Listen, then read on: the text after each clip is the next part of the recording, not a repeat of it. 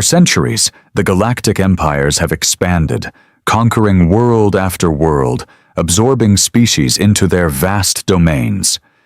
But there is a hard boundary, an invisible wall where every map simply stops: human space. No one dares to venture beyond. No one asks why. The greatest minds of the galaxy whisper about it, but fear keeps them silent. The Cathari, a proud and ancient race, had mapped thousands of star systems, their empire stretching further than any other. Yet, when they reached the human territories, their grand explorers simply stopped. They didn't return. No distress signals, no final messages, no wreckage. Just silence. The Galactic Council, a coalition of the most powerful species in the known universe, had long debated the human question.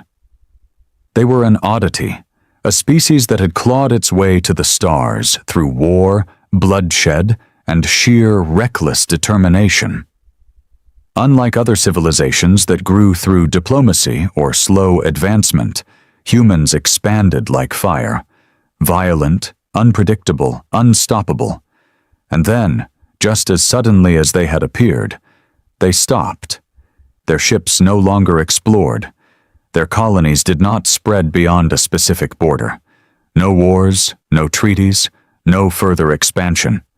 They had drawn a line in the void, and no one dared cross it. But someone had to ask. Ambassador Koran Vesh of the Zixari Dominion had spent his life studying the humans. They were fascinating. Fragile yet terrifying, weak yet impossible to subdue. He had read the reports, listened to the stories, and felt the unease that ran through the council whenever the topic of Earth was brought up. And now, he had his chance.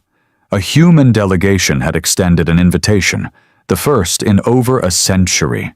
A single ship was allowed to enter their space, to meet them on one of their core worlds. It was an honor, an opportunity, and a warning. Koran knew the risks. Everyone did. No one who crossed into human space had ever returned. But the question burned inside him. He had to know why. So, he accepted. As his ship crossed the invisible boundary, silence fell over his crew. The stars beyond seemed darker, the space itself heavier. Instruments flickered, detecting something wrong. The vast emptiness that had once seemed predictable was now unknowable. And then, the humans sent a message. "Welcome to our space, Ambassador Vesh. We hope you enjoy your stay." Their voices were calm. Too calm. Koran had spent his entire life believing the universe followed a set of rules, but deep down, he knew. The humans had found something out here, something no one else had, and whatever it was, they had made sure that no one else would ever find it.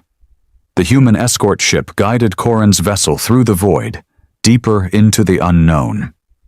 Unlike the grand warships of the Galactic Council, this human craft was sleek, unassuming, yet something about it unsettled him. It moved with eerie precision, as if it were alive. Every movement was too smooth, too controlled. Koran had seen ships of war, transports, and diplomatic cruisers before, but this was something else, something different. His crew remained silent, watching the dark expanse through the viewing panels. A feeling of unease gripped them all. The ship's sensors still flickered with uncertainty, unable to fully register what lay beyond. It was as if the very fabric of space was distorted here, unreadable. Then, the human voice returned. "We are approaching Sol. Prepare for descent." The words were spoken in perfect standard Galactic, yet they felt cold, artificial. Koran had met humans before, traders and diplomats who carried themselves with an almost arrogant confidence. But this was different. The screen flickered, and for the first time, Koran saw Earth. It was unlike any homeworld he had seen before. Other species cherished their planets, preserving nature in balance with their cities. But Earth was a paradox. Towering megastructures stretched beyond the clouds, yet vast stretches of untouched wilderness remained, as if the humans refused to let go of their past. The planet was alive, not just with civilization, but with something deeper, something ancient. Their ship entered the atmosphere, and Corin felt it immediately. A presence, a weight pressing against his mind. It wasn't a physical force, but something beyond his understanding. He glanced at his crew, and they felt it too. "Something is wrong," one of them whispered. The ship descended to a landing platform, and the doors opened. A group of humans waited outside, their expressions unreadable. Unlike other races that adorned themselves with medals and extravagant robes, these humans wore simple, practical uniforms. Their leader, a woman with piercing gray eyes, stepped forward. "Ambassador Vesh," she said, "welcome to Earth." Corin studied her, searching for some sign of deception, some clue to the mystery that had kept the galaxy at bay. He saw nothing. No fear, no arrogance, just certainty. They knew something. Something the rest of the universe wasn't meant to know. And he was about to find out why. Corin stepped onto the landing platform, his senses overwhelmed by the sheer presence of Earth. The air was thick, rich with unfamiliar scents. Strange flora, the unmistakable tang of industrial metals, and something else. Something he couldn't place. The human leader studied him with unwavering eyes, her expression unreadable. "I am Director Helena Graves," she said. "You must be tired from your journey." Her voice was calm, polite, yet it carried an underlying finality. Not a threat, not an invitation, just a statement of fact. "My crew," Corin started, but Helena raised a hand. "They will be accommodated," she said, "but your presence was requested alone." Corin stiffened. This was unusual. Every diplomatic meeting he had attended involved an entourage, guards, aides, advisors. But humans had a way of rewriting the rules. He glanced back at his crew. Their unease was palpable, but there was nothing they could do. He gave a slow nod, signaling them to comply. The doors of their vessel shut behind them, and he was alone.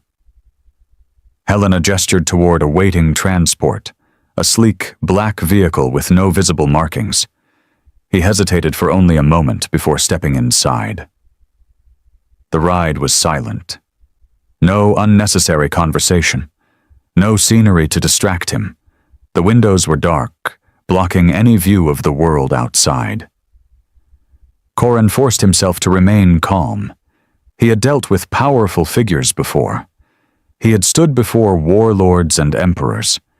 Yet, somehow, sitting beside this human woman in this unmarked transport, he felt something new. Not fear. Dread. After what felt like an eternity, the vehicle stopped. The doors opened, revealing a vast underground structure. The architecture was unsettling. Smooth, seamless, and impossibly precise. It was not the crude industrialism he had expected from humans. No visible seams, no unnecessary ornamentation. Just pure, functional design. "Follow me," Helena said. She led him through a series of hallways, deeper into the facility. The walls were lined with massive doors, each marked only by a series of numbers. No symbols, no explanations. The air grew colder. Finally, they reached a door unlike the others. It was larger, thicker. It hummed with a power Corin could feel in his bones. Helena placed her hand against a panel, and the door slid open. Inside, the room was dark. A single massive window overlooked something below, shrouded in shadows. Corin stepped closer, peering through the glass. Then the lights flickered on. And he saw it. His breath caught in his throat. His mind recoiled, struggling to comprehend what lay beneath. It was alive. It was enormous. and it was waiting. Corin turned to Helena, his voice barely a whisper. "What is that?" She met his gaze, unflinching. "That," she said, "is why no one crosses into human space." Corin's breath came in short, shallow bursts. His twin hearts pounded against his ribs as he stared through the reinforced glass, struggling to process what he was seeing. The chamber below stretched impossibly far into the darkness, its depths illuminated only by the cold glow of hidden lights embedded in the walls. And at the very center of it all was something. The creature, if it could even be called that, was vast beyond comprehension, its form shifting and undulating as if it were not entirely bound by the rules of this universe. It had no defined shape, no clear anatomy, yet his mind insisted on trying to impose logic onto it. One moment, it seemed like an amorphous mass of writhing tendrils. The next, it hinted at something vaguely humanoid, its elongated limbs twitching in slow, deliberate motions. But the worst part, the part that made his stomach churn, was the feeling of awareness. It was looking at him. Not with eyes. There were no eyes, but Corin could feel its attention settle on him, seeping into his very being like an oil slick spreading through water. His instincts screamed at him to run, to flee, to put as much distance as possible between himself and the entity imprisoned below. But his body wouldn't move. What is that?" he managed to rasp, forcing the words past dry lips. Helena Graves stood beside him, arms folded behind her back, her expression unreadable. She watched Corin, studying his reaction more than the thing below. "This is what we found," she said quietly. Or more accurately, what found us? Corin tore his gaze away from the creature and turned to her, desperate for an explanation. "You captured it?" he demanded. How?" Helena let out a slow breath. "No, Ambassador, we didn't capture it. We contained it." Corin's mind reeled. Containment was a dangerous word. It implied something too dangerous to be let loose, something powerful enough to require constant vigilance. He had encountered species that dabbled in such things, creatures from the fringes of the known universe that needed entire planets to serve as prisons. But this was different. This wasn't a being they had found on some distant world. This was something humans had encountered within their own space, and they had locked it away. His fingers curled against the railing as he tried to keep his voice steady. "Where did it come from?" Helena didn't answer immediately.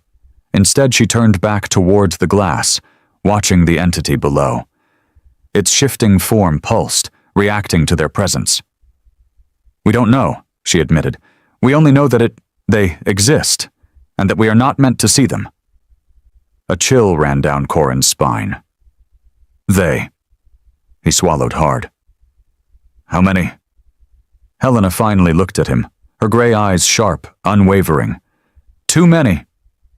Silence filled the observation deck. Corin's mind raced with possibilities, each more horrifying than the last. He had always believed that space, for all its mysteries, followed certain rules, that civilizations rose and fell, that empires clashed, that wars were fought and treaties were signed. But this was something else, something older, something deeper, something that was never supposed to be known. "And this," Corin whispered, barely able to form the words, "is why no one crosses into human space?" Helena nodded. "The other empires assume we stopped expanding out of caution, that we reached the limits of our ambition." She turned back toward the creature, her face expressionless. "But the truth is, we went too far. We saw too much, and we learned the one thing no other species in the galaxy seems to understand." Corin could barely breathe. "And what is that?" Helena's voice was calm, almost too calm. "That we were never alone, Corin felt the weight of those words settle over him like a suffocating blanket.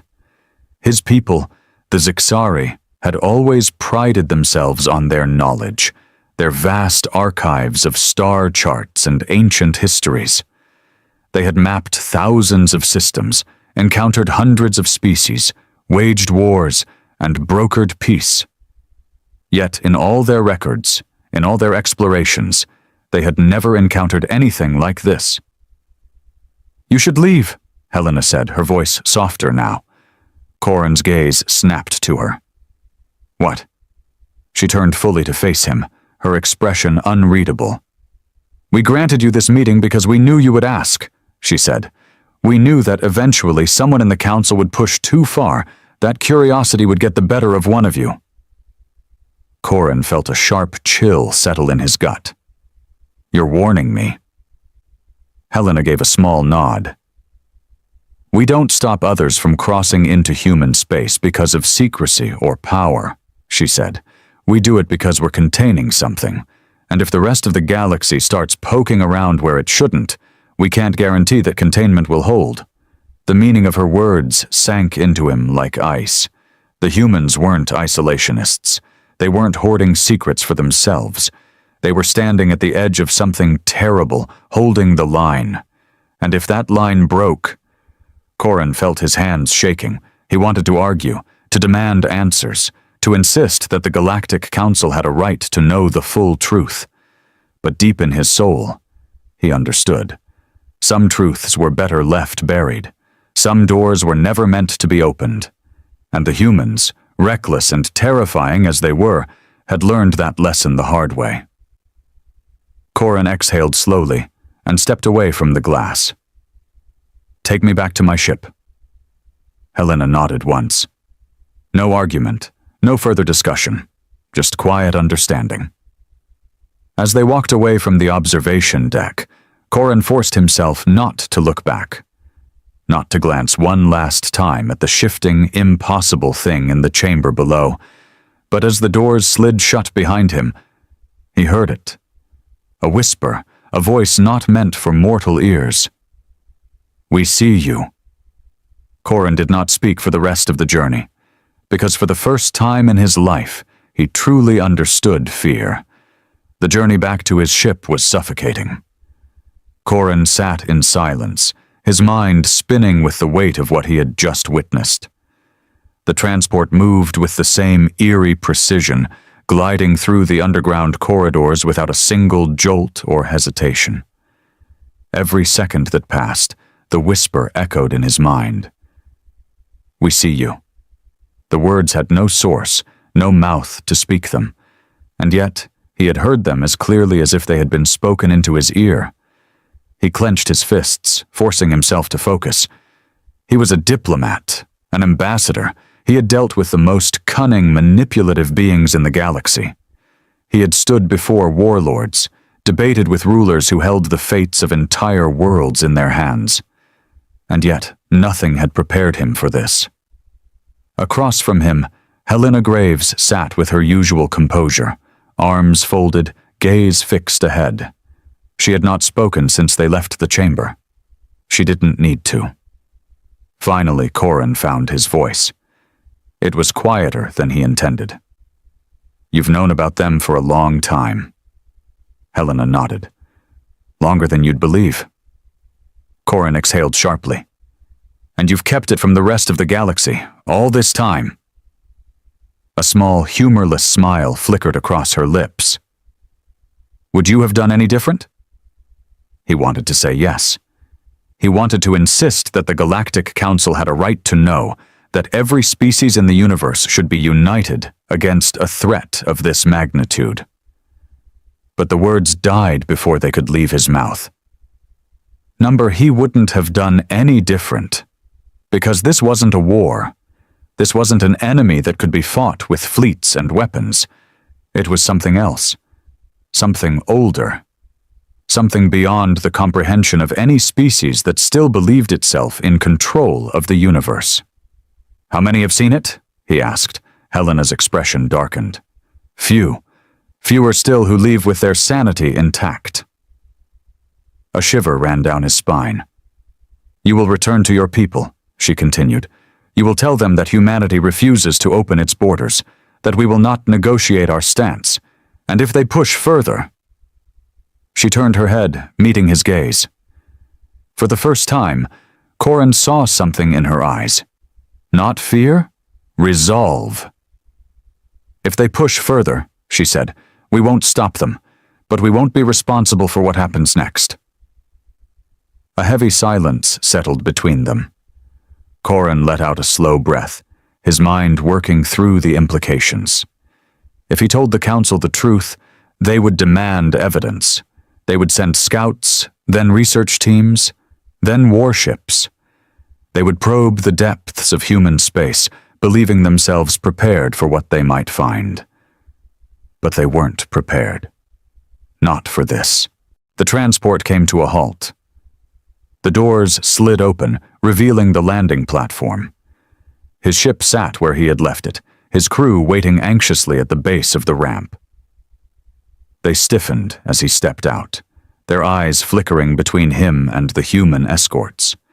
He turned to Helena one last time. "You're not telling me everything." Her lips pressed into a thin line. "No," she admitted. "I'm not." He considered pressing further, demanding to know the rest, but in the end, he didn't. Some knowledge wasn't meant to be gained. Without another word, he strode toward his ship. His crew followed him without question, sensing the weight of his silence.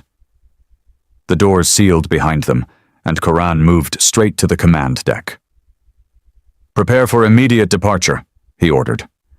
The ship's engines roared to life. As they ascended, leaving Earth behind, Corin took one final glance at the blue planet shrinking below them. It was not an empire. Not a war-hungry dominion seeking to expand its reach. It was a wall, a thin, fragile wall between the known universe and something no one should ever see. And for the first time, Corin prayed it would hold. Because if it didn't, nothing would. As the ship broke free from Earth's gravity, Corin remained at the viewport, watching as the blue planet faded into the darkness of space. His twin hearts still thundered in his chest, his mind racing through everything he had witnessed. His crew remained silent behind him, sensing the weight in his stance, the stiffness in his posture. The view of Earth should have been comforting, just another inhabited world, one of many across the stars. But now it felt different. It was a prison. And for the first time in his life, Corin feared what lay inside. "Ambassador?" The voice of his second-in-command, Commander Velek, cut through the silence. "Are we clear to depart?" Corin nodded, forcing his voice to remain steady. "Set course for the council station. No delays." Velek hesitated. "No delays?" He cast a quick glance at the planet behind them. "Are we not filing a report with the humans before departure?" "No," Corin said quickly. "We leave now." There was a pause, and then Velek gave a small nod before turning to relay the orders. The crew, though confused, complied without question. The hum of the ship's engines intensified as they powered up for faster-than-light travel. Corin took his seat at the command console, his hands gripping the armrests tighter than necessary. His mind kept replaying the final words Helena Graves had spoken to him. "We won't stop them, but we won't be responsible for what happens next." It wasn't a warning. It was a promise. The ship lurched forward, stars streaking past the viewport as they accelerated into the void. Yet, no matter how far they traveled, Corin could still feel it. The weight of unseen eyes. The journey back to the Galactic Council station was uneventful, but Corin found no relief in that. Every moment of silence, every stretch of empty space felt heavier than before. He spent hours reviewing his diplomatic notes, rewriting his report over and over again, trying to decide how much to tell the council. And more importantly, how much to leave out. When they finally arrived, the station loomed ahead, a massive structure floating on the edge of neutral space, its design a blend of a dozen different species. It was a place of politics, of negotiations, of measured words and calculated alliances. It felt small now. As his ship docked, Corin straightened his uniform, drawing a deep breath. He needed to be careful. One wrong sentence, one misplaced warning, and the council would push for deeper investigation. And that could not happen. The airlock hissed open, and he was greeted by an escort of officials. They were waiting for him. Word had already spread that he had met with the humans. A formal meeting was scheduled within the hour. Corin didn't have time to prepare further. As he was led through the pristine halls of the council chambers, he kept his expression unreadable, his mind carefully constructing his words. When the great doors to the assembly opened, dozens of representatives from across the galaxy turned to face him, waiting to hear his report. He took his place at the center of the room, standing tall despite the weight pressing on his shoulders. "The negotiations with humanity have concluded," Corin began, his voice steady, "and their stance remains unchanged. They will not expand. They will not open their borders, and they will not discuss the reasons behind their isolation." Murmurs rippled through the chamber. He could already see the dissatisfaction among the more aggressive factions. They would want to press further. They would demand answers. Corin inhaled slowly. Now was the moment of decision. Tell the truth, and risk everything.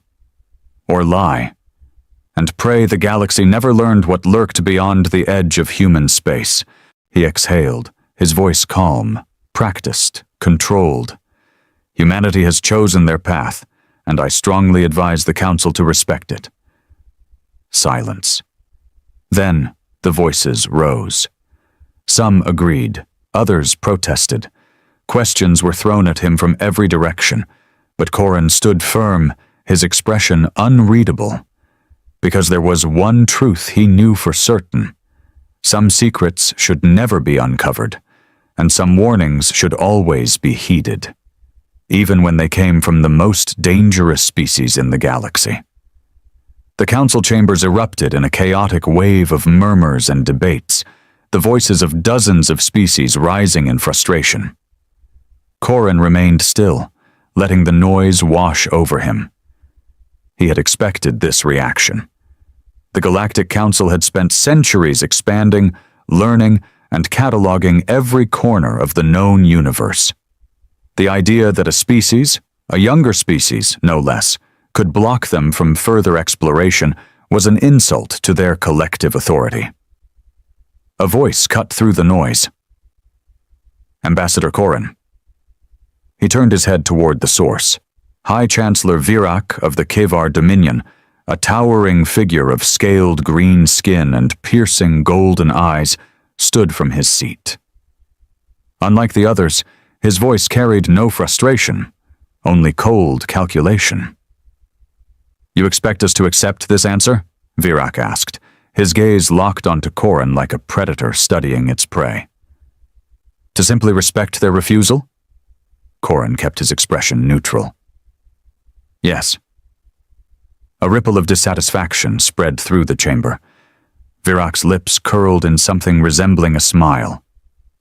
"And why exactly should we do that?" He leaned forward slightly. "You're asking the Council to abandon a region of space simply because the humans said so. You must understand how weak that sounds." Corin's fingers twitched at his sides. "It is not weakness," he said carefully. "It is wisdom." Virak's eyes narrowed. "Then share this wisdom with us." The chamber quieted, all eyes on Corin. He felt his twin hearts pound against his ribs. He had expected this challenge, but he still had no perfect answer. Tell them the full truth, and they would demand proof. And proof would mean expeditions. Expeditions would mean ships entering human space. And then the thing that had whispered to him would know. It would see them. Corin forced himself to breathe slowly. "The humans have been within their borders for centuries," he said. "They do not seek conquest, nor do they interfere with the affairs of others. If they wished for war, they would have waged it already. If they wished for allies, they would have sought them out. Instead, they remain contained within their space, not because of us, but because of something they will not name." He let the weight of his words settle before continuing. "And if a species as unyielding as humanity refuses to move forward, perhaps we should ask why before demanding they step aside." Virak's golden eyes gleamed. "Or perhaps," he countered, "they have discovered something valuable within their territory and wish to keep it for themselves." Corin's jaw tightened. This was dangerous. The Kavar Dominion was one of the most ambitious members of the Council. They did not see obstacles. They saw challenges. If Virak believed humanity was hiding something of worth, he would push for forceful intervention. "The humans did not issue threats," Corin said, keeping his voice even. "They did not posture, nor did they attempt to deceive me. They made one thing clear." He looked directly at Virak. "If we enter their space, they will not protect us. They will not take responsibility for what happens to those who ignore their warnings." A murmur of unease spread through the chamber. Some of the representatives glanced at each other, their confidence wavering. But Virak remained unimpressed. "And you believe them?" Corin met his gaze without flinching. "Yes." Virak studied him for a long moment. Then, with a slight scoff, he sat back in his seat.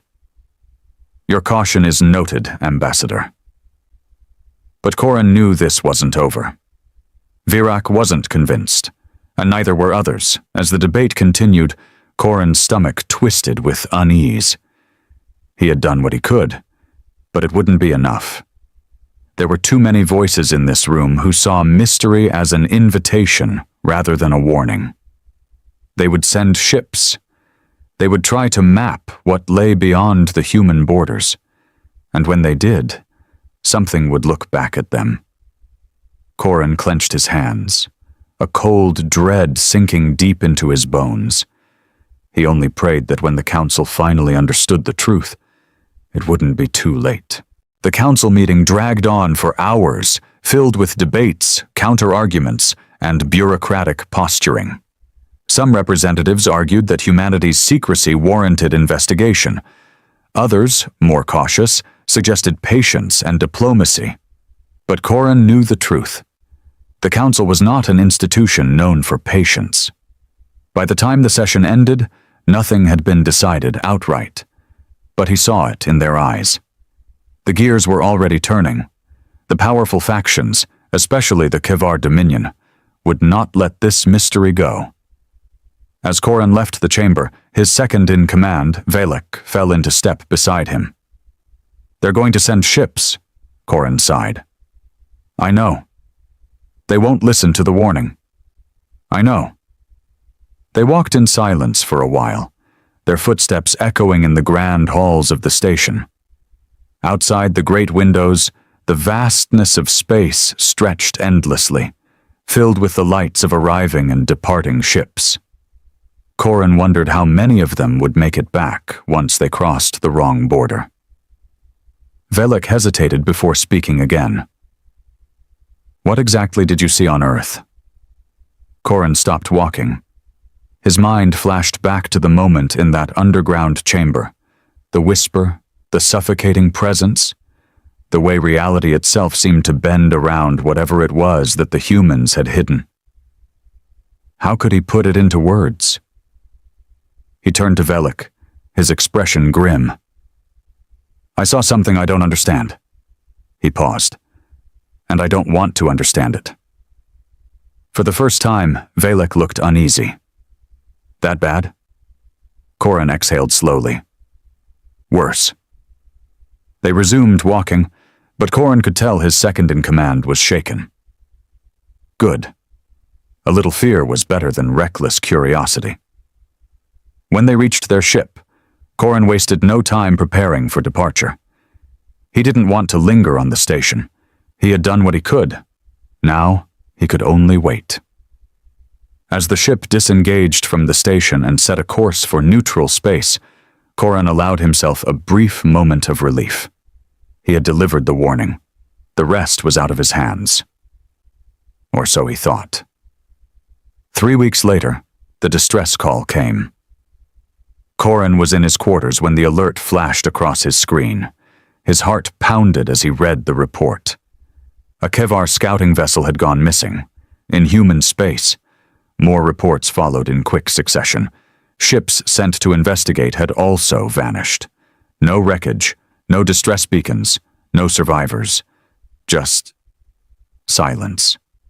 The Council was in chaos. The Kevar Dominion was demanding answers. The humans gave none. They simply repeated the same message. Do not come here. Do not send more ships. We will not help you. Corin felt a deep chill settle in his bones. This was it. The thing he had feared. Someone had ignored the warning. And now, something was awake. The Council convened an emergency session. Tensions were high. The representatives divided. Some demanded retaliation against humanity for their refusal to cooperate. Others urged caution, fearing an unseen threat. High Chancellor Virac was livid. "We have lost our people," he roared, slamming a clawed fist onto the table, "and the humans refuse to answer for it." Corin sat silently, listening. His mind was racing, piecing things together. He knew, deep down, that the humans weren't responsible for the missing ships. Something else had taken them. A deep dread filled him as he recalled Helena Graves' words. "We won't stop them, but we won't be responsible for what happens next." This was exactly what she had meant. Corin stood. "Chancellor," he said, addressing Virac, "you believe humanity is withholding information. That may be true, but I urge you to consider. What if this is not their doing?" Virac's eyes burned with anger. "Then who else could be responsible?" Corin hesitated, choosing his words carefully. "You assume we are the only ones looking?" He let the implication settle. What if something was looking back? The chamber fell into an uneasy silence. The thought was too terrible to consider. Virac sneered. "If there is a threat, we must uncover it. We cannot let humanity dictate the limits of our knowledge." Corin clenched his fists. This was exactly the kind of thinking that would doom them all. But before he could argue further, the emergency alarms blared. A new transmission had arrived. From the missing Kevar vessel. And what it contained was worse than anything Corin could have imagined. The chamber fell into a stunned silence as the emergency transmission played across the central holoscreen. The image was grainy, flickering with static, but the voice that came through was unmistakably Kevar. "This is Scout Vessel Vorash. We are lost." The voice was trembling. Corin had never heard a Kevar sound afraid before. They were a warrior species, bred for battle, their culture built on strength and dominance. But this was terror. "They are here," the voice continued, barely a whisper now. Not human. They are watching. We were wrong. We were..." A sudden burst of static cut off the voice. Then something else came through.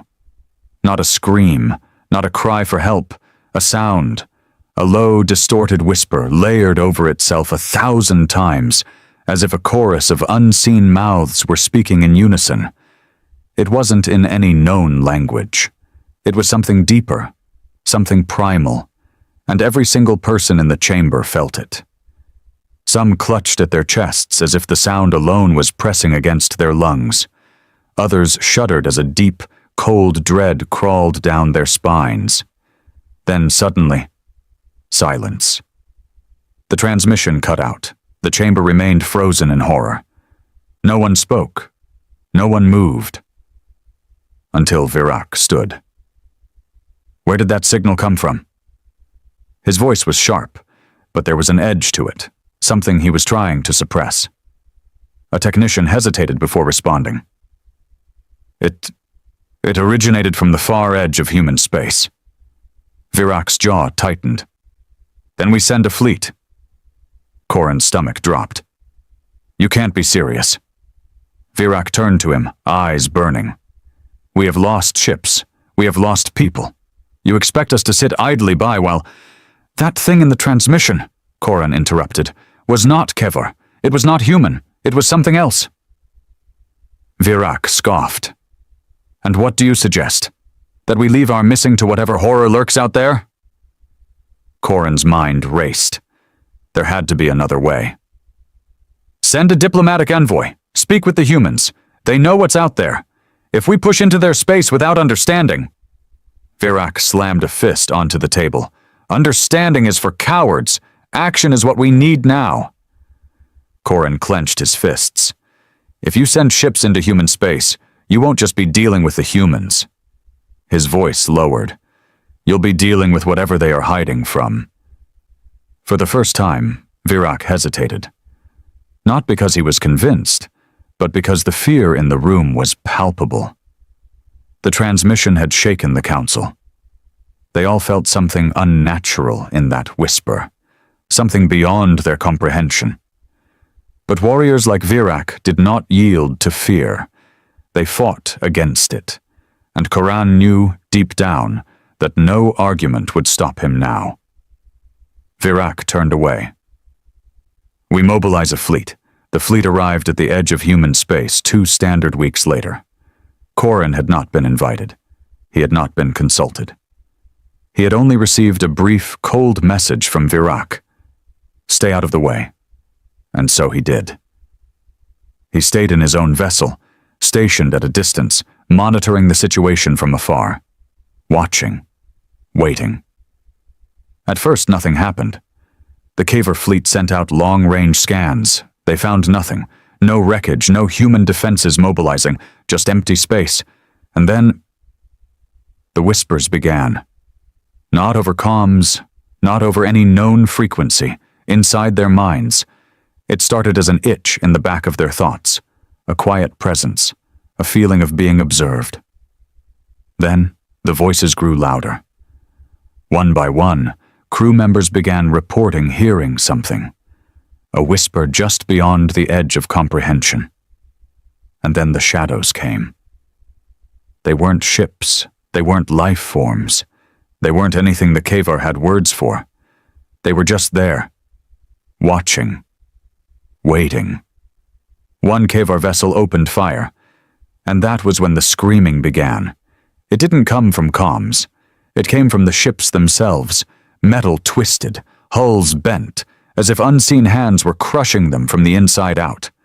Some ships tried to escape, only to vanish mid-flight, winking out of existence without a trace. The flagship tried to transmit a distress signal. The last words the fleet sent back to the council were, "We were wrong." Then, silence. The entire fleet was gone.